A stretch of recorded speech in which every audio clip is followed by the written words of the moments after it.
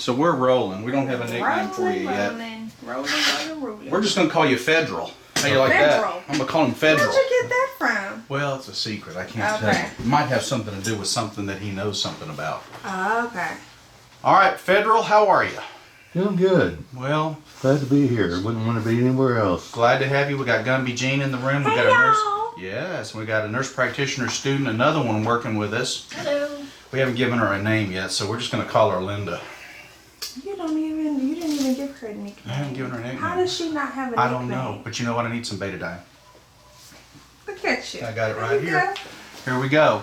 Federal! You got this thing on your neck. This is the back of the neck right here. And you've got this, it's about the size of an egg, wouldn't you say? Yeah. Well, yeah. I'd say an egg for sure. How long you had this? Gosh, probably a dozen years. At least, right? Yeah. Or Has it more. ever drained, anything like that? No.